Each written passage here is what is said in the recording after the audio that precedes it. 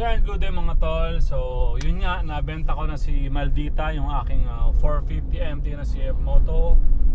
Kasi I've decided na isama sa adventure yung family. So kumuha ko ng lumang Fortuner, itong 2007 na Fortuner diesel 4x4. Siyempre, papasetapan natin ng pang overlanding, camping. Yung simple setup lang, wala naman tayo ibang pagdadalan. Nakilala na magaling gumawa, maganda yung mga parts and accessories, performance, lahat na binibenta nila, kundi kay FSR Off-Road Unlimited, kay Kuya Francis Ray. Yun. So papunta tayo ngayon doon. Tingnan natin kung anong setup ang magagawa natin. Let's go. Lagi ko lang pinapanood to dati. Ito na ako ngayon. Nakikita ko na yung shop nila, boss. Ayun.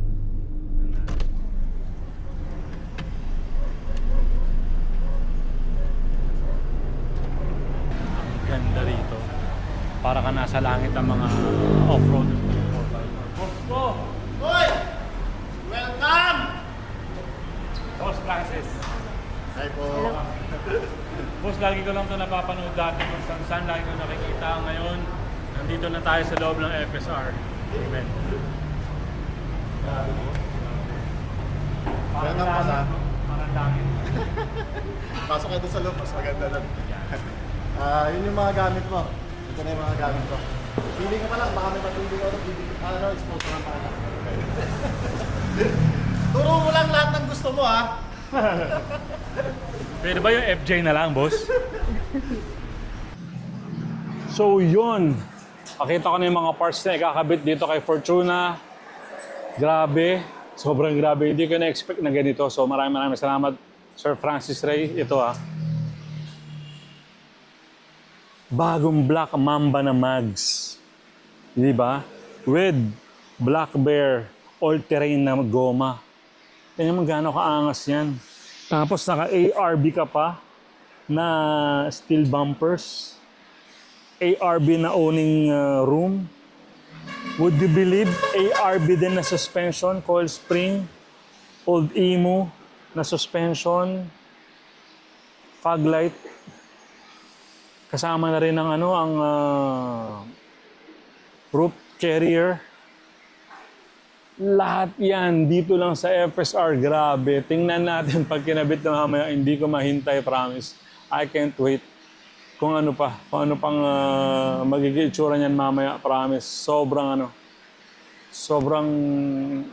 na-overwhelm talaga ako. Hindi ko talaga inaasahan yan. Promise talaga. Grabe yan. So yan, nag-start na silang baklasin. Grabe, ang bibilis sila para sila mga minions eh. Ito ang bilis lahat nila. Nakaangat ka agad eh. Kaya dito pag nagpagawa ka talaga, sa dami niyang tao, tapos lahat, kabisado na, alam na ginagawa, lahat mabilis eh. Kakabit na kagad nila.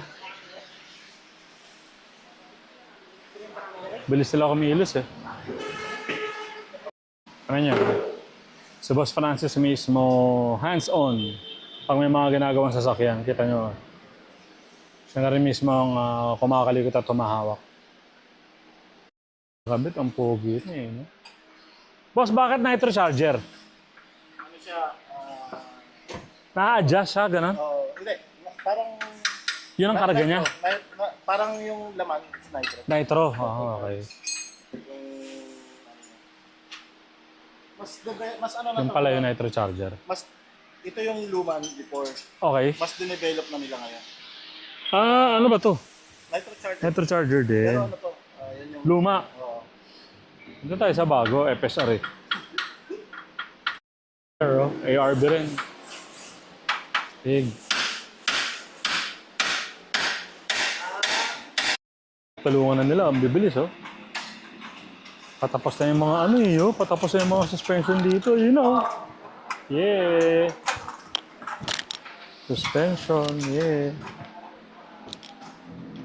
Bilis. Tapos na, yun na, roof rack. Galing na rito, ang bilis gumawa. Ito, tapos na rin. Bilis ka. Ito, tapos na rin. Wow, let's go. Ilabas yung gulong, oh. Napamura ako, promise. Grabe yun. Ang bastos ng mags. Grabe yun. Yun, no?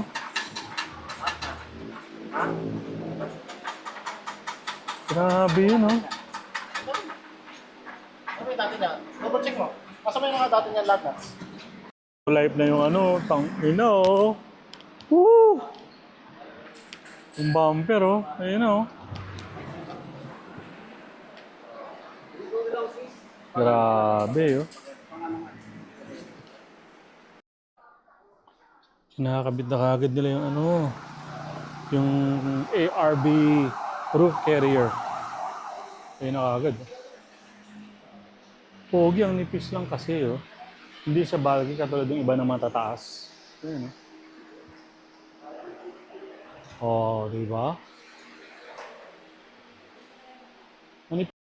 So ayun, dahil hindi sukat yung ARB bumper kanina, si Boss Francis nagpadala kagad ng bumper, oh. May gusto ko kasi, ano, Ha? dito talaga. Yan. Actually, yung isa naman, pwede mo ikabit pa rin yun. Kaso lang may i-edit ka ng Pagkakat. Eh, siyempre, idol ko si Nako. Boss. Ego. Ako. Kailangan bit na bit ganyan. Ito boss, salpak lang to. Walang puputulin, walang kahit ano. Bolton yan. Galing. Boss Francis. Salamat ha. Yan na. Yan na. Yan na, yan na, yan na. Isa, ayun yun. Iba. Kakabit na sila. Pero fitting kit, Iba na, iba. di ba raw? Oo, iba. Eh, rata din yung dalawang putol dun. Kakabit na nila yung ARB bumper. Ngayon, naayos na yung ano, bubong. Yung para dito sa roof rack. Let's go.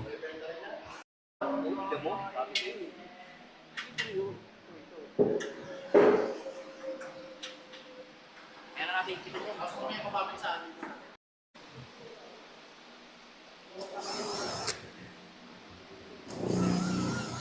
No? Bagong sensor. Hindi ko sabi mo sa boss. Ito na. Susukatin, ah. Yan. Ayun ang sinasabi ni Boss Francis kanina. Saktong-sakto. Dito. Yan. Galing ni Boss Francis talaga. Diba? Para dyan talaga, Boss Francis. Eh, no?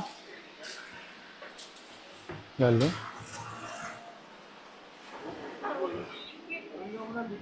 Yan na yung RTT natin, no? Nasaan? Ayan, akin na yan.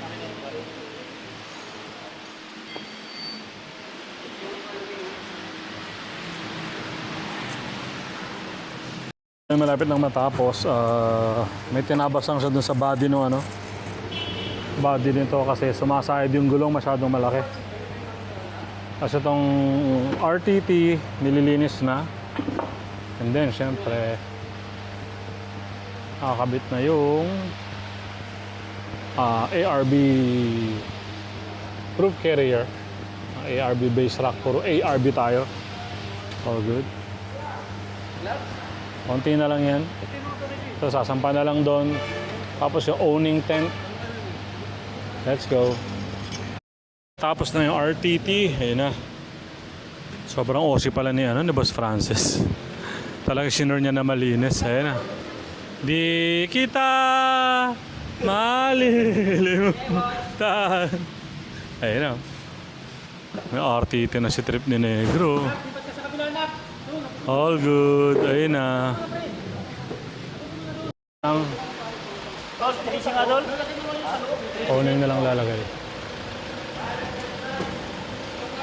All good. First build, or unang part lang, build ni Fortuna. So ito nga, pinalitan siya pa rin ng ARB na steel bumpers, Black Mamba na rims, Black Bear na tires, Old Man na shocks and coil spring, tapos ARB na base rack na ARB base rack na roof carrier, ARB touring na owning, Tapos, yung ano, RTT. ARB Gaming, baby. Pogi, oh. Pogi.